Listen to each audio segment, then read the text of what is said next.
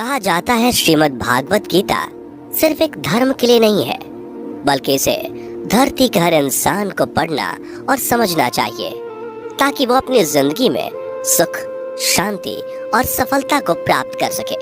भगवत गीता में कुल 18 अध्याय हैं और इन 18 अध्यायों में कुल 700 श्लोक हैं, जो सभी के लिए पढ़ पाना थोड़ा मुश्किल है। इसलिए आज के इस बेहद ही खास वीडियो में हम भगवत गीता के 111 विचारों के बारे में बात करने वाले हैं, जिन्हें जानकर आप भगवत गीता का सही मतलब समझ पाएंगे। इसलिए इन विचारों को आप हर सुबह सुने। दोस्तों, अगर आप इस वीडियो का अधिक से अधिक लाभ पाना चाहते हैं तो कृपया कर इसे हेडफोन लगाकर शांति से सुने। तो चलिए जानते हैं श्रीमद् भागवत गीता के 111 पावरफुल विचारों को। श्री कृष्ण कहते हैं कि मनुष्य को परिणाम की चिंता किए बिना, लोभ लालच बिना एवं निस्वार्थ और निष्पक्ष होकर अपने कर्तव्यों का पालन करना चाहिए। जिस तरह प्रकाश की ज्योति अंधेरे में चमकती है, ठीक उसी प्रकार सत्य भी चमकता है। इसलिए मनुष्य को हमेशा सत्य की राह पर चलना चाहिए।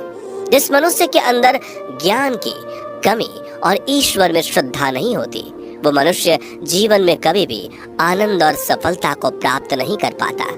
जिस प्रकार मनुष्य अपने पुराने वस्त्रों को त्याग कर नए वस्त्र धारण करता है, ठीक उसी प्रकार आत्मा पुराने व्यर्थ के शरीर को त्याग कर नए भौतिक शरीर को धारण करती है।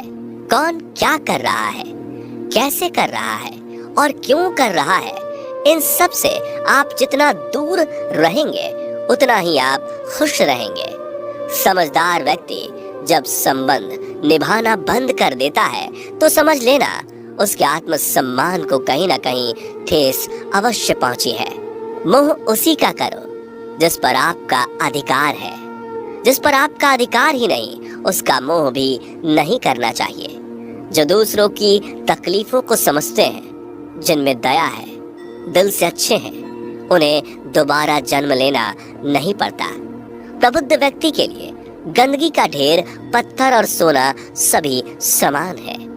आपके कर्म ही आपकी पहचान है, वरना एक नाम के हजारों इंसान हैं। प्रेम सदैव माफी मांगना पसंद करता है और अहंकार सदैव माफी सुनना पसंद करता है। विषयों के बारे में सोचते रहने से मनुष्य को उनसे आसक्ति हो जाती है।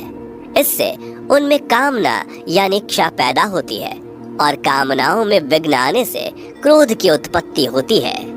सदैव संदेह करने वाले व्यक्ति के लिए प्रसन्नता ना इस लोक में है, ना ही कहीं और। कर्म वह फसल है जिसे इंसान को हर हाल में काटना ही पड़ता है।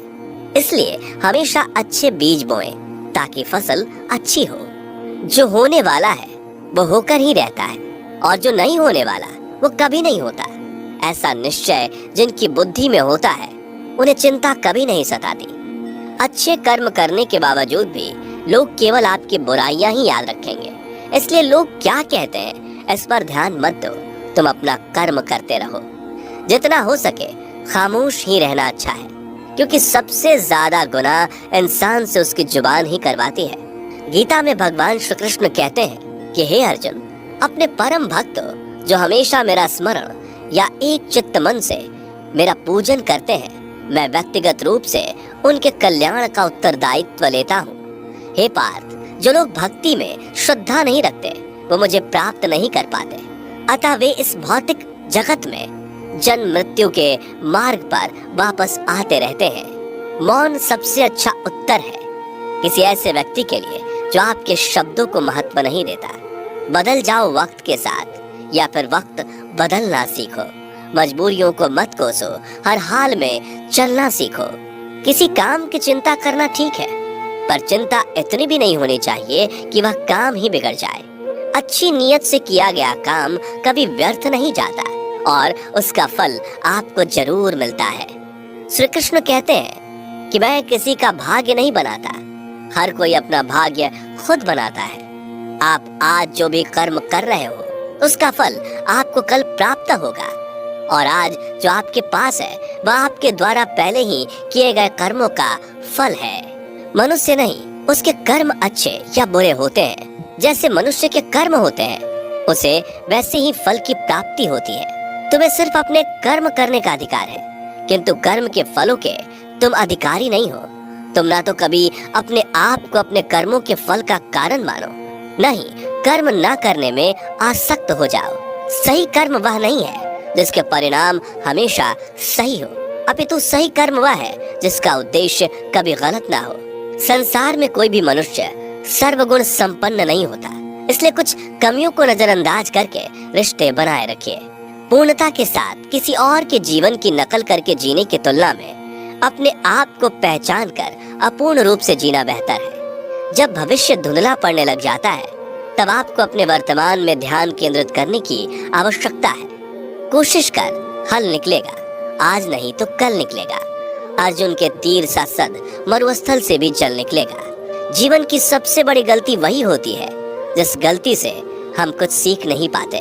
जब हमारा मन कमजोर होता है तो परिस्थितियां समस्या बन जाती हैं, और जब हमारा मन स्थिर होता है तब परिस्थितियां चुनौती बन जाती है, और जब हमारा मन मजबूत होता है तब परिस्थितियां अवसर बन जाती हैं। मनुष्य की मानवता उसी वक्त नष्ट हो जाती है जब उसे दूसरों के दुखों पर हंसी आने लगती है। हे भारतवंशी, शरीर में रहने वाले का वध कभी नहीं किया जा सकता, अतः तुम्हें किसी भी जीव के लिए शोक करने की आवश्यकता नहीं है। समय यही सिखाता है कि जिंदगी किसी का इंतजार नहीं करती और ना ही किसी के लिए रुक सकती है। जिंदगी खेलती भी उसी के साथ है जो खिलाड़ी बेहतरीन होता है। दर्द सबके एक जैसे हैं, मगर हौसले सबके अलग अलग हैं। कोई हताश होकर बिखर जाता है तो कोई संघर्ष करके निखर जाता है। मनुष्य को अपने कर्मों से संभावित परिणामों से प्राप्त होने वाली विजय या पराजय, लाभ या हानि, प्रसन्नता या दुख इत्यादि के बारे में सोचकर चिंता से ग्रसित नहीं होना चाहिए। यदि आप अपनी गलतियों से कुछ सीखते हैं तो गलतियां सीढ़ियां हैं, और नहीं सीखते तो गलतियां सागर हैं। निर्णय आपका है, चढ़ना है या डूबना है। समस्याएं इतनी ताकतवर नहीं होती जितना कि हम उन्हें मान लेते हैं। कभी सुना है कि अंधेरे ने सुबह को होने ही नहीं दिया? गलतियां ढूंढना गलत नहीं है, बस शुरुआत खुद से होनी चाहिए। जरूरी नहीं हर बार आपके शब्दों को सही समझा जाए, इसलिए कभी कभी चुप रहना ही ज्यादा बेहतर होता है। जो जितना अधिक शांत होता है वो उतनी ही गहराई से अपनी बुद्धि का प्रयोग कर सकता है। निंदा से घबराकर अपने लक्ष्य को कभी ना छोड़े, क्योंकि लक्ष्य मिलते ही निंदा करने वालों की राय बदल जाती है। आपकी हार और जीत आपकी सोच पर निर्भर करती है, इसलिए मान लो तो हार ही होगी और ठान लो तो जीत ही होगी। सबसे समझदार और स्थिर बुद्धि वाला वही व्यक्ति है जो सफलता मिलने पर अहंकार में नहीं आता और विफल होने पर गम में नहीं डूबता। प्रशंसा हो रही हो तो ज्यादा सावधान रहने की जरूरत है। जीवन में कभी भी किसी से अपनी तुलना मत कीजिए। आप जैसे हैं सर्वश्रेष्ठ हैं। मनुष्य अपने विश्वास से निर्मित होता है। जैसा वो विश्वास करता है वैसा वो बन जाता है। जिसने मन को जीत लिया उसके लिए मन सर्वश्रेष्ठ मित्र है, किंतु जो ऐसा नहीं कर पाया उसके लिए उसका मन उसका सबसे बड़ा शत्रु बन जाता है। नकारात्मक विचारों का आना तय है, परंतु यह आप पर निर्भर करता है कि आप उन्हें कितना महत्व देते हैं। हमेशा याद रखना, बेहतरीन दिनों के लिए बुरे दिनों से लड़ना पड़ता है।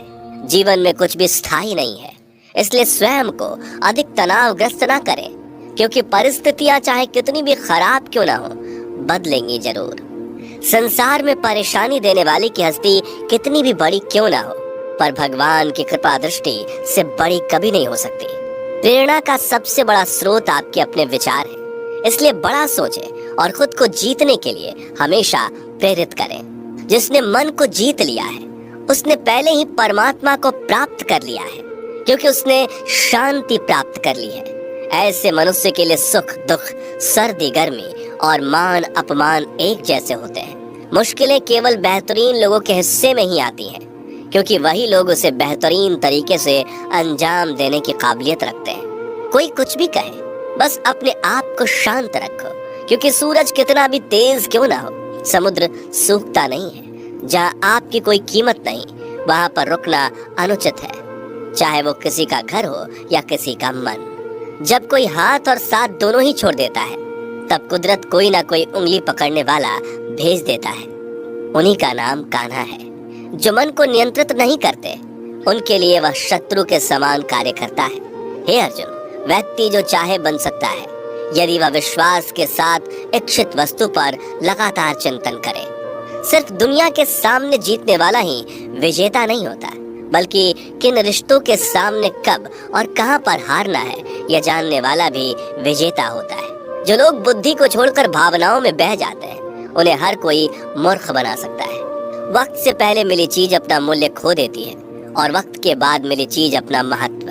मनुष्य को अपने कर्मों से संभावित परिणामों से प्राप्त होने वाली विजय या पराजय, लाभ या हानि, प्रसन्नता या दुख इत्यादि के बारे में सोचकर चिंता से ग्रसित नहीं होना चाहिए। आत्मा पुराने शरीर को वैसे ही छोड़ देती है जैसे मनुष्य पुराने कपड़ों को उतार कर नए कपड़े धारण कर लेता है।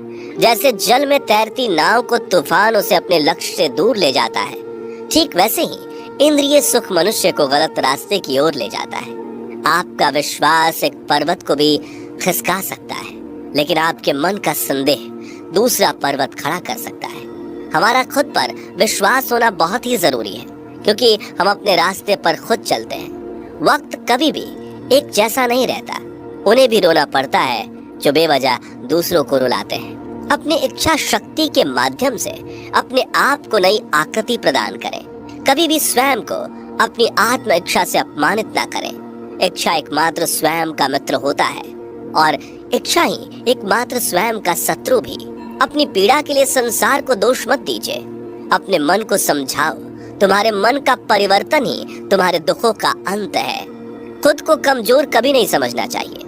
अगर आप गिरते हो तो उठने का प्रयास करो, लड़ो, पूरी निष्ठा से अपना कर्तव्य, अपना कर्म निभाओ, बाकी सब मुझ पर छोड़ दो। हो सकता है हर दिन अच्छा ना हो, लेकिन हर दिन में कुछ अच्छा जरूर होता है। धैर्य रखिए।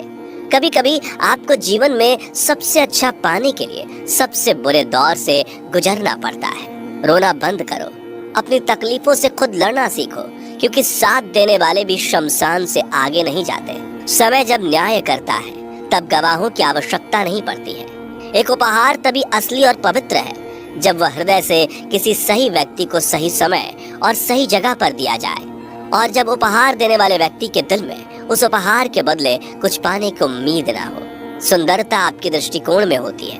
किसी को कीचड़ में खिला कमल भी लुभाता है और किसी को चांद में भी दाग नजर आता है। हे अर्जुन, जो कोई भी जिस किसी भी देवता की पूजा पूरे विश्वास के साथ करने की इच्छा रखता है, तब मैं उसका विश्वास उसी देवता में दृढ़ कर देता हूँ। उदय किसी का भी अचानक नहीं होता।